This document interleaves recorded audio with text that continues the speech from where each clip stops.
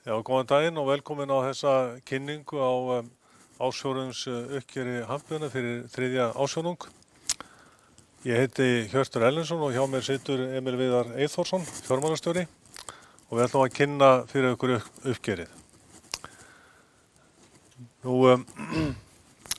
ef við kíkjum fyrst á þriðja ársfjórðung 23, þá hérna svona helstu atriði í starfseminni á þessum fjórðungi. En svona heilt yfir litið þá gekk rekstur félaga mjög vel á þessum fjórðungi og ef við berum okkur saman við síðasta ár, ef við lítum einungis á Hampiðna fyrir kaupin á Mörnótt, að þá sjáum við að veltan var 10% meiri á þessum ársfjórðungi heldur en á sama tíma fyrir 2022. Og sama gildir með EBITDA, en hún var 13% hærri heldur en á sama fjórðungi á síðasta ári. Nú, sala samstæðanna fyrstu 9 mánuðina, ef við undanskiljum Mörnótt áfram, hún jókst 10% og EBITDA þess hluta fór úr 15,2% í 15,8%. EBITDA Mörnótt samstæðunnar er 22% hærri á fyrstu 9 mánuðum ársins miðað við sama tíma 2022, en hlutfalli er miklu lægra heldur en við höfum haft hér í Hampiðni eða 8,3% og það dregur niður EBITDA-prósentu samstæðunnar. Nú, þetta er ekkert sem að kemur okkur á óvart, þetta er nokkuð sem að við höfum alltaf séð og vitað og kynnt mjög vandlega.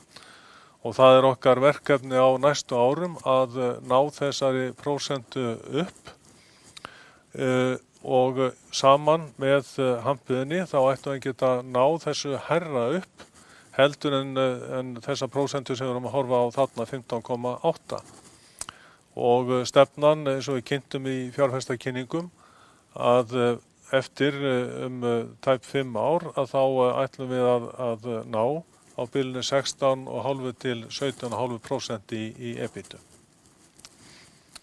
Nú, varðandi önnur rekstrarskilyrði, að þá hefur vaxtabyrði samstæðunnar hefur aukist mjög mikið og það er vegna þess að grunnvextir eru að hækka og við getum skoðað þá Euribor eins og það var í byrjun ársins 2022 sem var þá mínus 0,57%. En núna í lok september var Euribor komið í 3,95%. Og okkar vextir við bankar eru bundnir þannig að lánin eru náttúrulega, vaxtabyrði lánan er að hækka sem þessu nemur. Nú, framboð á hráefnum, það er búið að vera mjög stöðugt og virkilega gott eftir alla erfiðleikana sem voru 2021 og 2022. Og þær hækkanir sem að urðu, að þær eru að langmestu leyti gengnar tilbaka. Það eru verðinu örlítið hærri en það er ekki sem að neinu sérstöku nemur. Nú, orkuverðið, það er búið að vera stöðugt frá byrjun ársins og það er búið að vera 22% hærra heldur en það var 21%. Árið 2022 var mjög erfitt ár og ég sýni ykkur þá eftir hvernig það var og hvað áhrif það hafði. En orkuverðið fór upp úr öllu valdi á árinu 2022. En það byrjaði strax að lagast núna eftir áramótin og er síðan búið að vera stöðugt í sumar og haust og það stöðugt að það var mögulegt að gera framvirka samning orkuverðið sem var ekki hægt á þessum tíma þegar allt var í uppnámi. Þannig að nú erum búin að festa verðið til miðsumars næsta ár. Nú, okkar hagræðingaraðgerðir með Mörnótt hafa gengið bara vel og við erum farin að sjá þau áhrif í rekstri Mörnótt. Sjálfsögðu þegar við fengum endanlega samþykki 7. febrúar, þannig að yfirtakan á Mörnótt er reiknuð frá 1. febrúar og þá erum við að stíga náttúrulega inn með okkar hagræðingaraðgerð og það tekur alltaf tíma að fá þær til þess að sýna sig í afkomunni. En það byrjaði að sýna sig núna í sumar og haust og það kemur til með að halda áfram að hjálpa okkur í þessum rekstri á þessu ári og næstu árum. Nú, við höfum gert breytingar á uppsetningu samstæðunar. Við fluttum starfsemi Mörunótt Skottland til Vónarinnar í Færeyjum og rekum það fyrirtæki núna undir nafninu Vónin Skottland. Og það þýðir að öll þjónusta við fiskeldis fyrirtæki á eyjunum, Færeyjum, Hjaltlandseyjum, Hebriðsey sem vestur af Skotlandi og síðan það sem við erum að fara að setja upp á Skotlandi á einni Skye. Að þetta er allt á einni hendi en það eru sömu fyrirtæki að vinna í þessu löndum. Bakkafrost með starfsemi í Færeyjum og líka Skotlandi og sama má til dæmis segja Mowi sem með mikla starfsemi í Færeyjum og sérstaklega í Skotlandi. Þannig að þetta kemur til með að skila töluvert miklu hagræði. Nú í Danmörku þá höfum við skipt upp félaginu Mørnod Danmark og fært veiðarfærahlutann til dótturfyrirtækis Hampunar í Danmörku en það fyrirtæki heitir Kosmos. Nú síðan hefur við breytt skipuriti Mørnod umtalsvert til þess að hagræða og til þess að einfalda og þá sérstaklega líka til þess að gera yfirsýn og ábyrgð stjórnenda skýrari. Og ég ætla að sýna ykkur hér skipuritið eins og það var við kaupsamninginn. Mjög breytt og rekstrar einingar voru eiginlega dreifðar sem sagt að til dæmis að fiskeldishlutinn að tekjur sem komu inn og kostnaður sem var til í mjög mörgum fyrirtækjum og mjög erfitt fyrir stjórnendur að hafa skýra yfirsýn. En við erum búin að taka þetta og breyta þessu afar mikið eins og sjáum á þessari mynd. Þarna erum komið með eitt móðurfélag, Mörunótt Holding, og síðan erum við 3 megin rekstrar einingar. Það er Mörunótt Aquaculture sem sér fiskeldið, Mörunótt Fishery sem sér veiðarfærin og síðan Hampiðan Advant sem hét áður Mörunótt Offshore en við sameinum Hampiðan Offshore hér á Íslandi við Mörunótt Offshore í Noregi og undir nafninu Hampiðan Advant. Og þarna til hægri í svörtu kossanum þá sjáum við fyrirtæki sem við erum að leggja inn í önnur fyrirtæki. Mörunótt Skottland fer til Vónarinnar og félögin niðri til hægri að þau sameinast og hætta þannig sé að vera til sem sjálfstæð félög. Og með þessu er komin mjög skýr ábyrgð stjórnenda á reksturinn. Nú ef við kíkjum á lykiltölurnar fyrir þriðja ársfjórðung, bara helstu tölurnar og síðan fer ég í tölurnar fyrir 9 mánuðina þar á eftir. Nú á þriðja ársfjórðungi þá voru rekstrartekjurnar 80,9 milljónir evra en í fyrra hjá Hampiðunni var veltan 44,3 og það er gegnum gangandi gegnum allar tölur sem við förum í gegnum í dag að það er gríðarlegur munur á tölunum í fyrra og í ár vegna þess að við erum að taka Mörunótt inn í samstæðina.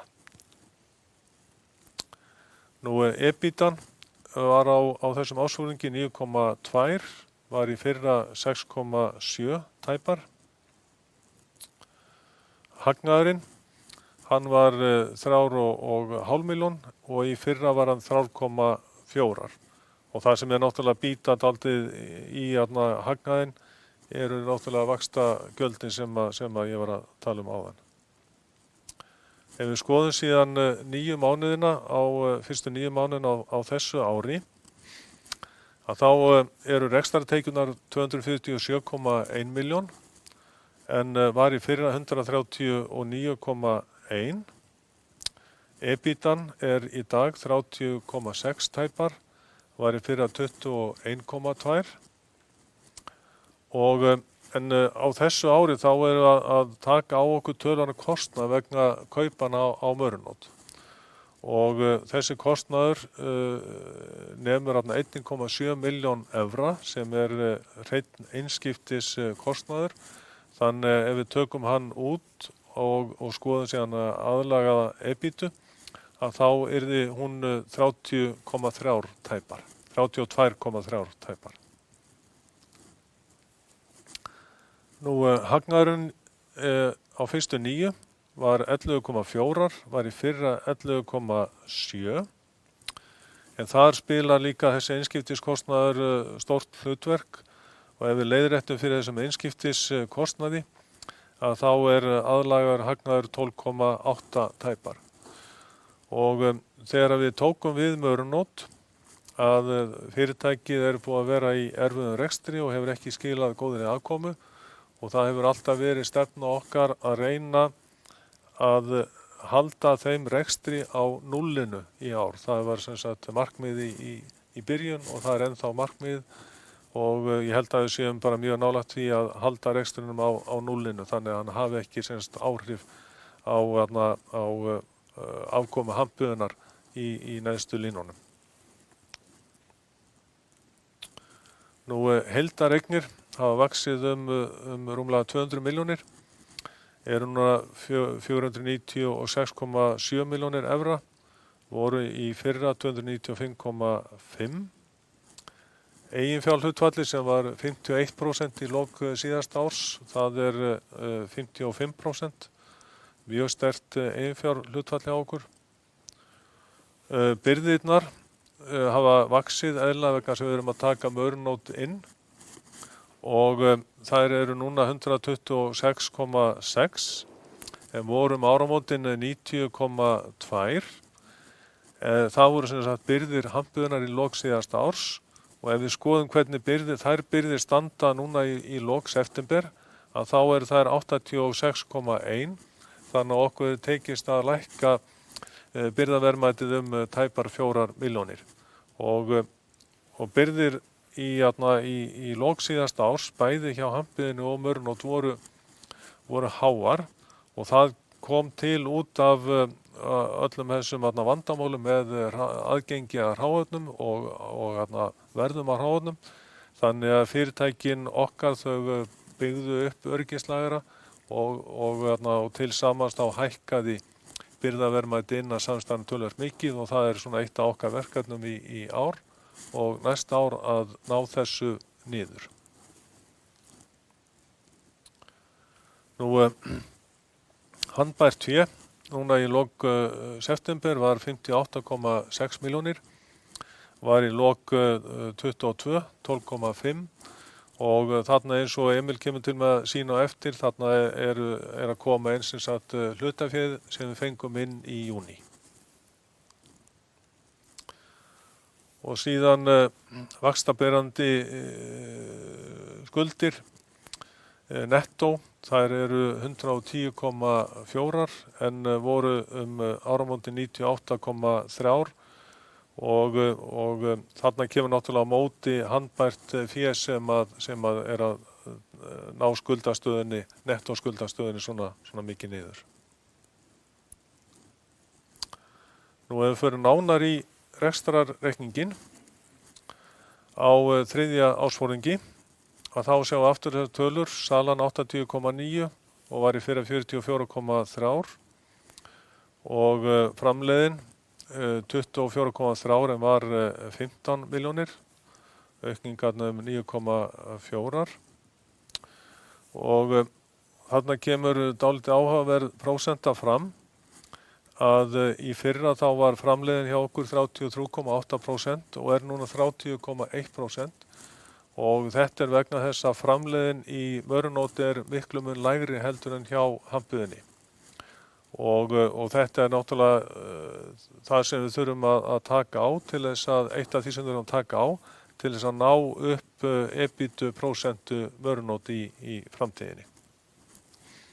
Nú EBITDA var 9,2, var 6,7, aukningarnir 2,6. Nú afskriftirnar hafa tvöfaldast með innkomu Mörunót, þannig að rekstrarhagnaðurinn á þessum fjórðungi var 4,8 milljónir í fyrra og aftur það sama í ár. Og fjármagnsgjöldin eru hins vegar lægri og það spilar inn til dæmis gengishagnaður. Þannig að fjármagnsgjöldin voru 200.000 á þriðja ársfjórðungi en voru 800.000 á síðasta ári. Og hagnaðurinn fyrir skatta er núna 4,7, var 4 milljónir í fyrra og eftir skatta að þá er hagnaðurinn 3,5 á móti 3,4 áður. Nú ef við kíkjum síðan á 9 mánuðina, að þar sjáum við, eins og kom fram í lykiltölunum, að salan er 247,1 milljón, var 139,1, búin að hækka 108 milljónir eða 78%. Og þetta er umfram væntingar sem við höfðum söluaukningu.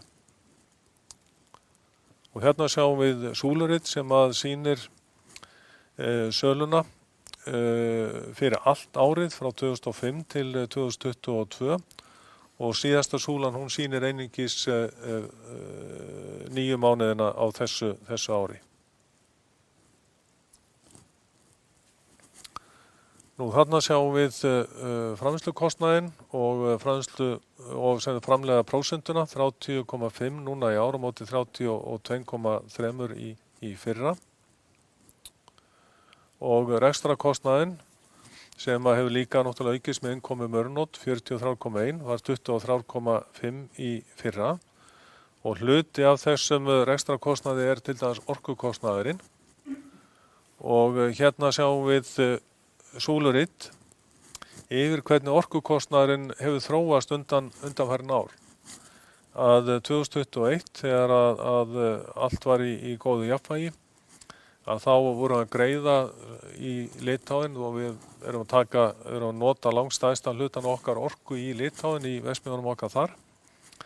Að 21 þá greiddum við 900.000 evrur fyrir gas og rafmagn og rafmagnið var stöðugt allt það ár. Gasi var farið að hækka aðeins í lok ársins. Og síðan kemur árið 2022 þar sem að orkuverði fór algjörlega úr böndunum og reikningurinn fyrir gas og rafmagn varð 2,8 milljónir. Það hækkaði sem sagt 1,9 milljónir evra á árinu. En síðan árið í ár, þá fór raforkuverðið að lækka og er orðið stöðugt. Og nú vegna sem við erum með framvirka samninga þá getum við áætlað út árið og orkukostnaðurinn okkar verður 1,1 milljón. Þannig að það er batu upp á 1,7 milljónir frá síðast ári hvað orkukostnað varðar. Nú höldum hér áfram að þarna kemur inn kostnaðar vegna Mörnótt 1,7. Sá kostnaður var líka aðeins byrjar að falla á 22 vegna þess að við vorum stærsta hlutan 22 að semja kaupin á Mörnótt og EBITDAn 30,6 var í fyrra 21,2 í fyrra var 15,2% yfir allt árið eða semst yfir 9 mánuðina og núna er hún 12,4%. Og síðan ef við tökum út þennan einskiptis kostnað að þá var EBITDAn í fyrra 15,4% og er 13,1% í ár.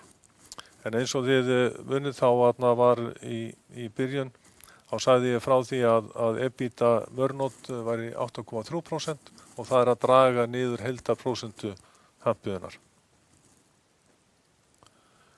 Nú afskriftin hafa rúmlega tvöfaldast, þannig að rekstrahagnaður á fyrstu 9 er 18 milljónir, var 15,6 í fyrra.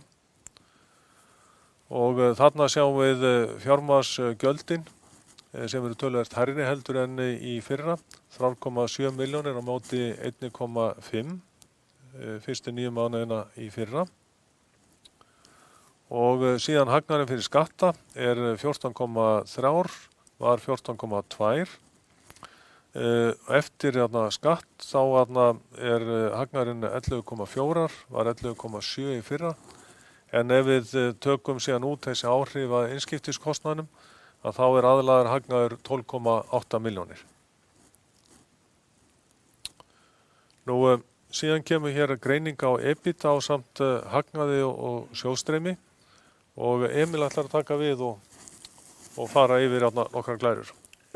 Komið þið sæl. Við erum búin að setja upp myndrænt svona nokkra lykiltölur og hvernig það verða til á árinu. Og ef við byrjum hérna á EBITDA brú á milli EBITDA sama tímabils 22 og yfir í 23 og hér erum við búin að taka rekstrar áhrif Mörunótt út fyrir sviga og EBITan í Mörunótt kemur bara inn í einni tölu. En þá sjáum við að tekjur hampiðu samstæðunar gömlu eins og hún var áður en að Mörunótt kom inn er að aukast 16,6 milljónir. Framleiðslukostnaður eykst á móti 12,5 og rekstrarkostnaður eykst 2,4 og þarf að hafa það í huga inn í þessum 2,4 er þessi einskiptiskostnaður upp á 1,7 sem tengist kaupunum. EBITDA Mörunótt kemur síðan inn í heildar EBITu samstæðunar upp á 7,7 milljónir evra og samtals gerir þetta 30,6 milljónir evra. Og sé eins og Hjörtur kom inn á áðan leiðrétt fyrir einskiptiskostnaði þá er EBITDA ársins 32,3 tæpar.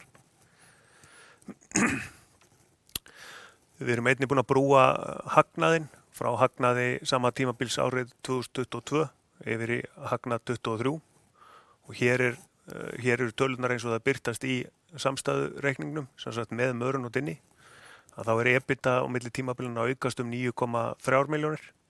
Afskriftir aukast á móti rétt tæpar 7. Fjármagnsgjöldin er að aukast 5 milljónir. Á móti kemur gengishagnaður 2,7 milljónir. Tekjuskatturinn er aukast 400.000 og svo kemur inn 28.000 sem er aukning á milli ára af tekjum frá hlutdeildarfélögum og þetta leiðir í hagnað upp á 11,4 tæpar. Og sé leiðrétt á fyrir einskiptiskostnaði að teknu tilliti til skatta þá er sem er þá rétt tæpa 1,4 að þá er leiðréttur hagnaður 23 12,7 milljónir.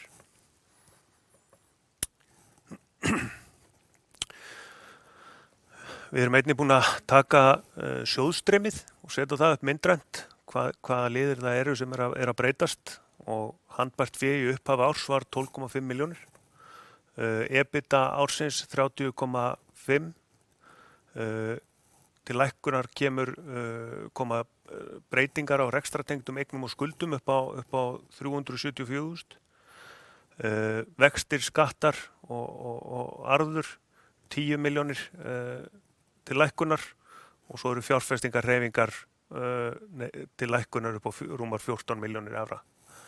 Og þarna er einkum að ræða fjárfestingar í varanlegum rekstrarfjármunum og síðan er líka þarna sjóðshreyfingin í kaupunum á Mörunótt.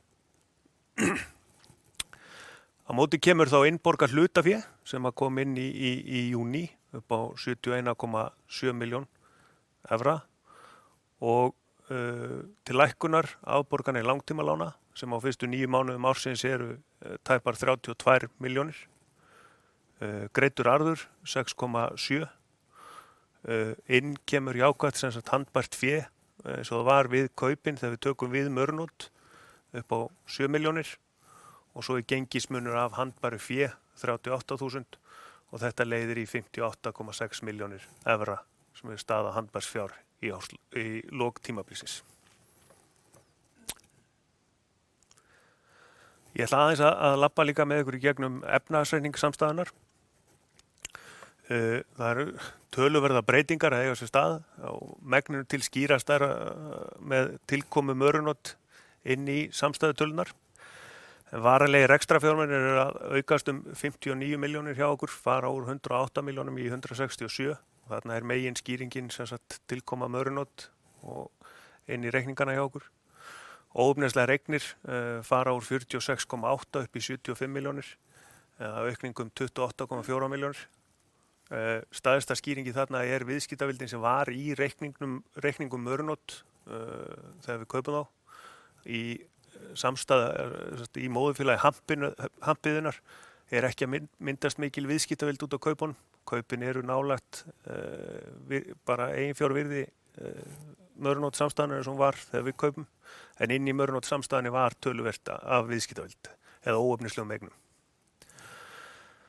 Aðra breytingar eru ekki miklar þarna á milli tímabilana, en það er þá einkum skuldabréf og langtímakröfur sem eru að aukast 1,5 milljón og það er skuldabréf og krafa sem var inn í Mörunótt við kaupin. Og fastafjármunir eru að fara úr 158,9 í 248 milljónir, aukning upp á rúmar 89 milljónir. Ef við lítum á veltufjármunina þá var Hjörtur búinn að fara í gegnum byrðirnar, en þær voru 90,2 milljónir í árslok 22 og eru núna 126,6 og aukning upp á 36,4, en byrðir í Mörunótt eru 40 milljónir rúmar og þannig að það er raun lækkun á byrðum í Hampiðu samstæðinu upp á 4 milljónir. Viðskiptakröfur og aðra skammtímakröfur eru að aukast tæpa 30 milljónir og það er skýringi þar er innkoma Mörunótt. Þetta eru kröfur og skammtímakröfur sem í Mörunótt. Og handbært fé 58,6 var 12,5, aukningum 46 milljónir og ég fór í gegnum þetta í sjóðstreymisbrúnni hérna áðan. Heildareignir samstæðunar 496,7 milljónir voru 295,5 í lok árs 22. Ef við kíkjum á skuldir og eigið fé, byrjum á langtímaskuldunum, þá sjáum við að langtímaskuldinar eru 108,6 milljónir, voru 83,7 og þetta er breyting upp á 24,9 og þetta skýrist af innkomu Mörunótt og síðan erum við búin að greiða niður skuldir, vaxtaberandi skuldir på rúma 30 milljónir á tímabilinu. Tekjuskattsskuldbindingin er að aukast 1,7 milljón og skýringin, þetta er tekjuskattsskuldbinding sem kemur inn í samstæðuna með tilkomu Mörunótt. Skammtímaskuldinar, viðskiptaskuldinar eru að aukast töluvert 17,1 milljón aukning, voru 26,2 og eru 43,3 núna. Skýringin hérna eins og með flest öllum öðrum liðum er tilkoma Mörunótt inn í samstæðuna. Ógreiddir skattar eru 5,9, voru 3,3 milljónir, aukning upp á 2,6 milljónir og þetta er skýringin á þessari breytingu er bara hvenar við greiðum skattan. Skattan eru greiddir á síðustu mánuðum ársins og til viðbótar kemur skatta til greiðslu sem það fallið á fyrir fyrstu 9 mánuðum ársins. Svo er það skammtímaskuldir við lánastofnanir. Þar eru 60,4 milljónir, voru í árslok 27,1 og þetta er aukning upp á 33 milljónir. Þarna er skýringin að stóru leyti tilkoma Mörunótt inn í samstæðuna og það er verið að klára að ganga frá endurfjármögnun á öllum lánum Mörunótt við viðskiptabanka bankan í Noregi. Væntanlega verður svo vinna kláru núna bara í desember og þá fer Mörunótt hluti af þessum skammtímaskuldum sem eru rúmar 15 milljónir færist þá upp í langtíma hlutan. Eigið féð er 271 milljón, var 149,5 í lok árs 22, aukning upp á 121 milljón og skýringin hér er langstæðstu leyti hlutafjáraukningin sem var farið í og svo sjálfsögðu hagnaður ársins sem kemur hann inn á frádregnum arði sem var greiddur á árinu. Og eigið fé og skuldir 496,7 milljónir var í árslok 22 295,5, aukning upp á 201 milljón. Bara sambærilegt við sjálfsögðu við breytinguna á eignunum. Það voru það horfurnar, Hjörtur. Já, segja ykkur aðeins horfurnar á næstu mánuði. Nú, staðan er bara ágæt eins og hún hefur verið allt þetta ár og hjá flestum félögum innan samstæðunar og það er alltaf þannig hjá okkur. Við erum með fjöldamörg fyrirtæki. Þegar er mótvindur á einu stað þá er gjarnan meðvindur á öðrum. Þannig að þetta hefur náð að jafna sig prýðilega út. En staðan eins og hún lítur út núna að hausti er bara prýðileg.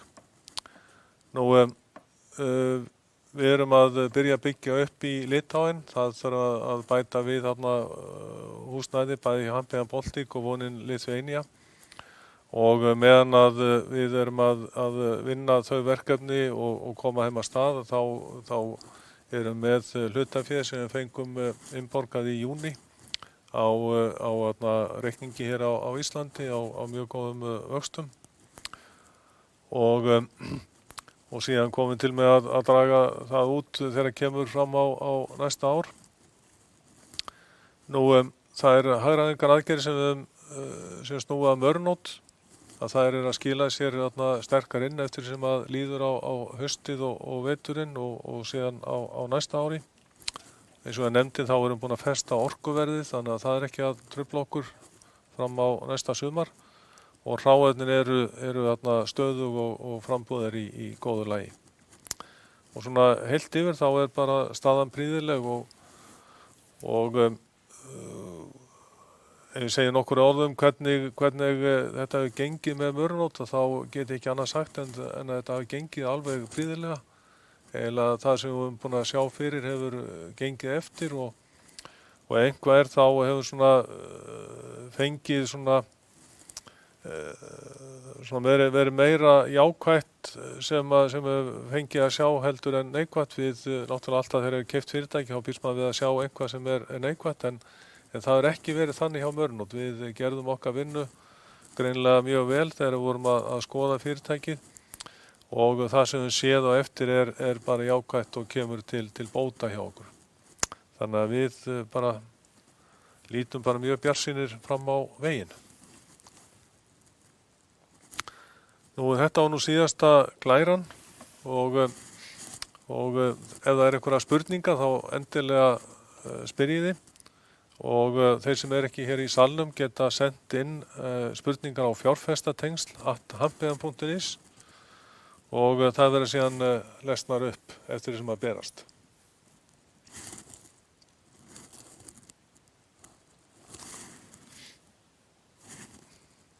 Kom inn einhverja spurningar?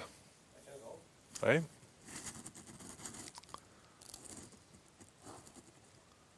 Einhverja spurningar frá ykkur? Já, við hefum greinilega farið mjög vel í gegnum þetta. Nú, ef það er ekki neða spurningar þá bara þökkum við kærlega fyrir okkur.